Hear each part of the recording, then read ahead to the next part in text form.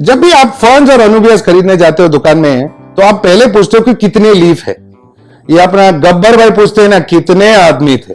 तो जैसे आप दुकान में जाओगे, दुकानदार को कितने लीफ है, तब जाके खरीदोगे। बेस्ट पार्ट यह है कि लीफ का कोई मतलब ही नहीं है, आपको यह देखना है कि कितना अच्छा राइजोम है।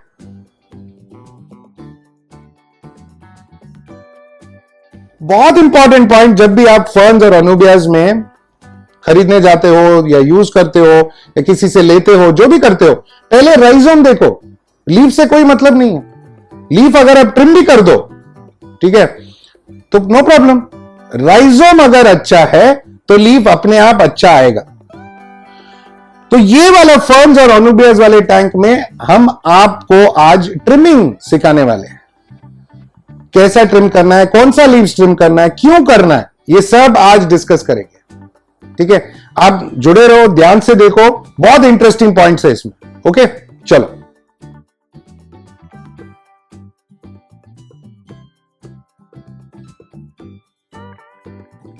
ट्रिमिंग के लिए ना करेक्ट टूल्स होना बहुत जरूरी है। और मैं हमेशा बोलता हूं, कोई भी काम शुरू करने से पहले सब रेडी रखो। ये सब एडीए के सीजर्स है। ऐसा क्यों एडीए का सीजर मैं प्रमोट करता हूं, आपने कभी सोचा है? मैं बताता हूं। एडीए के सीजर्स में बहुत यूनिक चीज ये है कि ये चारों तरफ शार्पन होता है और प्लांट्स को लगता नहीं। जब हम ट्रिम करते हैं, एक ऑपरेशन जैसा होता है। ये सोचो कि अगर कोई बिना दार का चाकू से अगर ऑपरेट करेगा बंदा, डॉक्टर, आपका हालत क्या होगा? वो हील नहीं होगा। तो सेम थिंग, आप जब ये मुस्टैच काटने का या ऐसा वाला सीजर यूज करते हो, वो दार कम रहता है और वो कटता नहीं है। और जब कटता नहीं है, हील नहीं होगा और सड़ जाएगा, मर जाएगा। इसलिए good quality scissors, sharp use करना बहुत इंपॉर्टेंट है। ठीक है, चलो आ जाओ संदीप।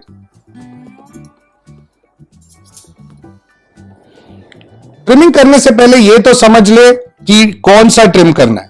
ये वाले जो है, जब हमने प्लांट शिफ्ट किया था तब से है, मतलब पुराने लीफ है। ये नया लीफ है, देखो अभी भी कर्ल्स है उसमें, नया लीफ है।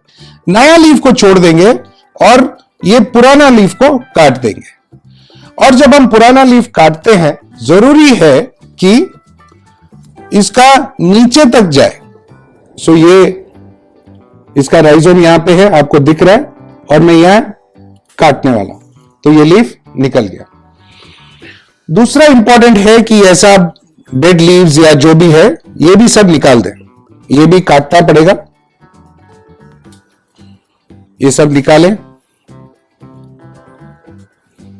देखो, अब टैंक के अंदर में ये वाले जो लीव्स है, ये अभी ये जो आलगे वगैरह है इसमें, ये सब पुराने लीव्स है जो हमारे पहले टैंक में था। सो ये सब भी निकालेंगे और ये भी सेम मेथड, जितना अंदर हो सकता है राइजोम तक जाएंगे और इसको राइजोम के पास काटेंगे।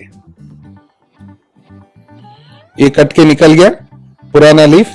अभी अनुबियास में जैसे आप देख रहे हो, ये लीफ में थोड़ा बहुत आलगे आया है। अगेन ओल्ड लीफ, ठीक है, निकाल दो। ये जो सीजर मैं यूज कर रहा हूं एडीए का, ये ऑलमोस्ट 1 फुट लॉन्ग है। ठीक है, फिर भी काम अच्छा करता है। मेरे को आराम से, कोई इश्यू नहीं है, आराम से ये गाइड करके मेरा पूरा हाथ अंदर जाने का जरूरत नहीं है और इसको हम रख के काम कर सकते हैं। देखो, ये लिली का लीफ भी सेम, ये थोड़ा उसमें आलगे आ रहा है, हमें नहीं चाहिए, निकाल देते हैं। इसमें भी थोड़ा आलगे आ रहा है, निकाल दिया। फर्न्स का मैं समझाता हूं, और थोड़ा बॉलबाइटस पूरा काटना है, काट के दिखाएंगे आपको। यहां पे ये इंपॉर्टेंट है, अगर आप सेंटिमेंटल होंगे कि अरे यार लीफ काटता है, तो प्रॉब्लम होगा। जितना आप लीफ काटोगे उतना ज्यादा सुंदर आगे प्लांट आएगा। बॉलबाइटस जैसा प्लांट हमेशा पुराना लीव्स निकाल दो, काट दो, ट्रिम करो, तो बहुत बहुत सुंदर आएगा, अच्छा भी आएगा।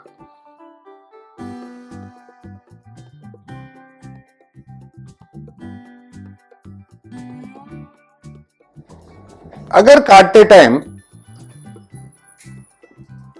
आपने गलती से एक राइजोम काटा, ठीक है, तो ये राइजोम कट गया गलती से, नो प्रॉब्लम, ये इसको वापस डाल दिया राइजोम के साथ, बाकी राइजोम के साथ, और वो ग्रो हो जाएगा, कोई इश्यू नहीं है। पिछले वीडियो में भी आपको दिखाया था मैंने कि ये राइजोम, उसमें से एक नया लीफ है, अभी 2 और नए लीफ आ रहे हैं, और ये पुराना जो नया था खुल के पूरा लीफ बन रहा है। ये एक्चुअली अगर देखा जाए तो ये पूरा स्टेप्स है। राइजोम से पहले इतना छोटा सा निकलता है यहां से, फिर थोड़ा बड़ा होता है, फिर वो रोल आउट होके खोल के ऐसा पूरा बड़ा होगा और बड़ा लीफ होगा। ये पूरा स्टेप्स है इसमें, और भी राइजोम्स में नया आ रहा है, ये बहुत अच्छा साइन है, ठीक है।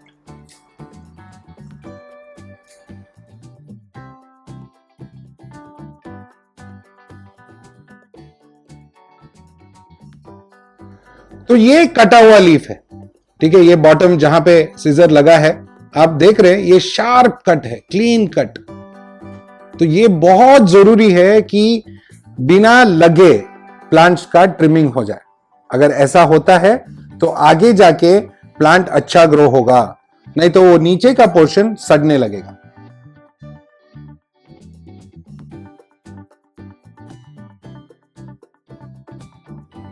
अब ये वाला राइजोम कट गया, मैं इसमें, मेरे को पुराना लीफ है, लीफ नहीं चाहिए, सिर्फ राइजोम रखा है, और उसमें भी ना थोड़ा मैं रूट्स को भी काट रहा हूं। सिर्फ राइजोम है, राइजोम को अंदर डाला, नया आएगा। अरे ज्यादा प्लांट्स निकल गया तो गंदा दिखेगा, वो सब नहीं सोचने का। ट्रिमिंग बहुत जरूरी है, जितना आप पुराना लीफ निकालोगे उतना नया आएगा। हाँ, ये 15-20 दिन के लिए अच्छा नहीं दिखेगा, no problem, not an issue. 15-20 दिन बाद जब नया फ्रेश लीव्स आएगा तो इतना सुंदर दिखेगा कि आपको देख के बहुत मजा आएगा। बहुत लोगों को लगता है कि ट्रिमिंग करते टाइम फिश को लग जाएगा, ऐसा कुछ नहीं। फिश बहुत इंटेलिजेंट है, एंड जब भी कोई डिस्टर्बेंस हो पानी में वो जाके चुप जाते हैं, ठीक है, तो ऑटोमेटिकली वो दे आर फाइन, उनको कुछ प्रॉब्लम नहीं है, ओके, मस्त रहेंगे।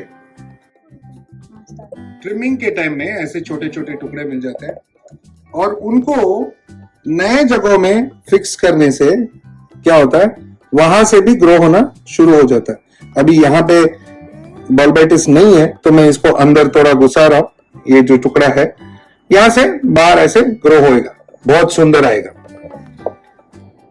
ट्रिमिंग के टाइम फिश थोड़ा स्ट्रेस आउट हो जाते हैं, ये नॉर्मल है, थोड़ा उनका कलर कम होता है, देखो ये एंजल्स का कलर कम हुआ है, नॉर्मल है, कुछ प्रॉब्लम नहीं है। लेकिन हमें ट्रिमिंग के बाद एज ऑलवेज एडीए का विटामिक्स डी स्ट्रेस करने के लिए बहुत जरूरी है, वेरी इंपॉर्टेंट, तब जाके फिश डी स्ट्रेस होते हैं।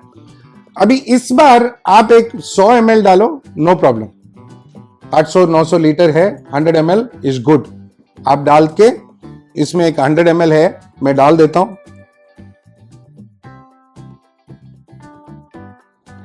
फिश डी स्ट्रेस रहेंगे ट्रिमिंग होने के बाद। ट्रिमिंग करने के बाद एक और एडिशन बहुत इंपॉर्टेंट है, वो है green gain plus. Green gain plus ADA का प्रोडक्ट है और बहुत यूनिक प्रोडक्ट है, ठीक है। ये करता क्या है, हम लोग अभी प्लांट्स को ट्रिम किया है, ट्रिम जहां पे किया है वो कटा है, मतलब एक्चुअली कटा है। जब हमें कुछ लगता है या कटता है, हम लोग क्या करते हैं, सैफ्रोमाइसिन या कोई दवाई डालते हैं। ये प्लांट्स के लिए दवाई है, ग्रीन गेन प्लस। ये क्या करता है, जहां पे वो कटा है उसको हील करता है, मतलब ठीक करता है, और नए ग्रोथ में मदद करता है। तो ग्रीन गेन प्लस बहुत जरूरी है। एडीए वाले बोलते हैं 1 ड्रॉप फॉर 20 लीटर्स, मतलब 800 लीटर के आसपास पानी, तो करीब 40 ड्रॉप डालना जरूरी है। तो हमने डाला है 40 ड्रॉप्स, ठीक है। ड्रॉप्स और एमएल में बहुत फर्क है, ड्रॉप ड्रॉप होता है, एमएल एमएल होता है, कुछ 4-6 ड्रॉप 1 ml बनता है, कंफ्यूज मत होना, ठीक है। हमने डाला है 40 ड्रॉप।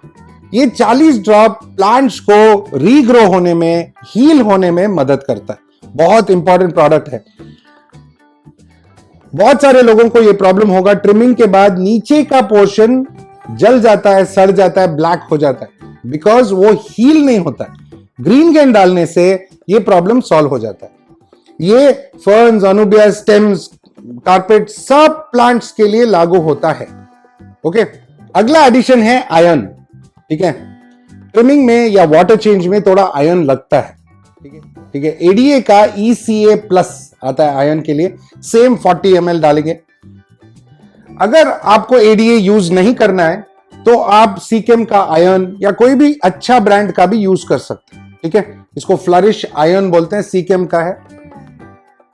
आप कोई भी अच्छा वाला यूज करें, नो प्रॉब्लम। मैं एडीए का ECA यूज करता हूं। सेम अगेन इसको भी मैं 40 ड्रॉप्स यूज करूंगा, same like green gain. And iron ज्यादा यूज ना करें। अगर आप ठीक से अंडरस्टैंड ना करें या आपका टैंक स्टेबल नहीं है तो एल्गे आने का चांसेस ज्यादा रहते हैं। ठीक है, ट्रिमिंग होने के बाद साफ सफाई बहुत ही जरूरी है। थोड़ा भी कटा हुआ लीव्स वगैरह हम लोग को टैंक में छोड़ने का नहीं है, सब निकालना जरूरी है। अब निकाल देंगे तो अच्छा, अगर छोड़ देंगे तो वो सड़ेगा और गंदगी पैदा करेगा, अगेन एल्गे इश्यूज आएंगे। अभी हमने बड़े पत्ते और जो भी है कचरा बड़ा जो है हमने निकाल दिया है, बट ट्रिमिंग के बाद, इतना ज्यादा ट्रिमिंग के बाद तो ये सब छोटे छोटे लीव्स या छोटा कचरा भी रहेगा, सैंड के ऊपर रहेगा, वो सब भी निकालना बहुत जरूरी है। एंड एक छोटा पाइप हाथ के अंदर, जो पाम में अंदर रख के आप जब सैंड को अच्छे से हिलाते हो तो सैंड के नीचे भी, जैसे फिश पूप या कोई भी डेब्रीज है, जो भी है वो कचरा रहता है, तो वो सब निकलता है और पाइप में ऑलरेडी पानी जा रहा है, साइफरिंग बोलते हैं इसको, वो कचरा भी निकल जाता है। एंड ये भी बहुत जरूरी है। ऐसे सैंड वाले टैंक में हफ्ते में एक बार ऐसा मट्टी को डिस्टर्ब करके कचरा साइफन करना बहुत इंपॉर्टेंट है। एवरी वीक वाटर चेंज के टाइम पे ये करना बहुत जरूरी है, बिकॉज तब जाके टैंक में बायोलोड नहीं इंक्रीज होता है और अमोनिया इंक्रीज होने का प्रॉब्लम वो सब नहीं रहता है। एंड ये सैंड क्लीनिंग का बेस्ट मेथड है। सब काम होने के बाद फिल्टर फिट करना है। पहले इनलेट, जो पाइप पानी को टैंक से फिल्टर में लेके आए, वो इनलेट पाइप, उसे फिट करेंगे। और दूसरी तरफ पानी निकालने के लिए हम प्राइम करेंगे। प्राइम किया तो पानी निकल के बकेट में आ जाता है। पूरा जो फिल्टर का टाकी है या फिल्टर का जो ड्रम है वो भरना है। भरने के बाद पानी बाहर आएगा। पानी बाहर आते ही हम जो दूसरा आउटलेट पाइप है वो फिट करेंगे। फिट करने के लिए पाइप को टैंक के ऊपर होना चाहिए, क्योंकि ग्रेविटी के वजह से पानी बाहर नहीं आएगा। अगर नीचे रखेंगे पानी बाहर आता रहेगा, गंदा होगा। ये भी फिट हो गया तो फिल्टर ऑन करें। और अभी मेंटेनेंस का एक और पॉइंट बाकी है, मैं बताता हूं। यहां पे कभी कभी फिल्टर में थोड़ा हवा रहेगा। फिल्टर को हल्के से हिलाने से वो हवा बाहर आ जाएगा। इसको एयर आउट बोलते हैं। आप प्राइम भी कर सकते हैं या फिल्टर को हल्के से हिला सकते हैं। ये पूरा हवा बाहर आना बहुत जरूरी है। मेंटेनेंस का आखिरी और मोस्ट इंपॉर्टेंट स्टेप है बैक्टीरिया ऐड करना। मैं तो हमेशा एडीए का सुपर 4 ही यूज करता हूं। ठीक है, ज्यादा कॉम्प्लिकेटेड नहीं है। बहुत लोग मेरे से पूछते हैं कि रेडी टैंक में सुपर 4 डाल सकते हैं क्या? हाँ, डाल सकते हैं। ठीक है, सुपर 4 थोड़ा टैंक का पानी लिया और ये सुपर 4 को ऐड कर दिया। ये मैं दोनों पैकेट खोल रहा हूं। सुपर 4 में एज ऑलवेज 3 इंपॉर्टेंट चीजें रहते हैं: bacteria, tourmaline BC and clear super. दोनों पैकेट खोल दिया और ये वाला जो भी 3 पैकेट है हम पानी में डाल देंगे। तो ये हम टॉर्मलिन BC डाल रहे हैं, क्लियर सुपर डाला और ये बैक्टीरिया, एक और पैकेट का भी। तो हमने यहां 2 पैकेट सुपर 4 यूज किया है। इसको हल्के से मिक्स करें। ये पानी में घुलेगा नहीं, मतलब पानी में ही रहेगा ये। जस्ट मिक्स करने के लिए हम थोड़ा ये मिक्स कर रहे हैं और फिल्टर के सामने और टैंक के चारों तरफ थोड़ा फिश एजिटेट हो सकता है, प्रॉब्लम कुछ नहीं है। थोड़ा पानी लिया। याद रखें सुपर 4 डालने से आपका पानी गंदा होने वाला है ऐसा, बट प्रॉब्लम कुछ नहीं। ये जाके आपके फिल्टर में सेटल होगा, थोड़ा सैंड में सेटल होगा, नो प्रॉब्लम। ये सब बैक्टीरिया अच्छा है। एंड आपका जो पानी है टैंक का कल या 24 आवर्स बाद क्रिस्टल क्लियर होगा। ये अगर आपका फिल्ट्रेशन बहुत अच्छा है। अगर आपका फिल्ट्रेशन अच्छा नहीं है तो ज्यादा टाइम लगेगा। तो सुपर 4 डाल दिया, बैक्टीरिया डाल दिया, काम खत्म। आज फिश को फीड मत करना, don't feed your fish, okay. Fish को फूड डालने से ऑलरेडी स्ट्रेस्ड आउट है और फूड डालेंगे तो उनको वो स्ट्रेस बढ़ेगा, कम नहीं। तो आज हम फूड नहीं डालेंगे और आराम से है, अपने आप खुश है, नो प्रॉब्लम, ठीक है। चलो, तो जैसे आपने देखा इस वीडियो में ट्रिमिंग करना कितना इंपॉर्टेंट है, बहुत इंपॉर्टेंट है। ट्रिमिंग क्यों करना चाहिए, कैसे करना चाहिए, कब करना चाहिए, ये सब बहुत जरूरी बातें हैं एक प्लांटेड एक्वेरियम को अच्छा मेंटेन करने के तरफ, ओके। जरूरी भी है। आशा करता हूं कि ये वीडियो भी आपको पसंद आया, आपको कुछ सीखने को मिला, समझने को मिला, जानने को मिला और आपने एंजॉय किया। टैंक बहुत खाली खाली लग रहा है, लेकिन 15-20 दिन बाद ये पूरा नया आने लगेगा, तब अपडेट करेंगे। नया ग्रोथ के साथ वापस मिलूंगा मैं आपको। एंड एज ऑलवेज मेरे तरफ से, कैमरा वुमन पूजा मैडम के तरफ से एंड मेरे पूरे टीम के तरफ से आप सबको थैंक यू, नमस्ते, खुदा हाफिज, शबा खैर एंड सत श्री अकाल। ये याद रखो कि टैंक बनाना इजी है, एक आइडिया है, बना दिया, प्लांट भी कर दिया।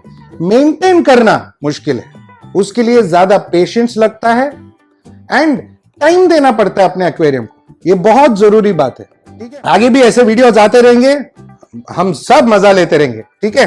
तब तक के लिए बाय।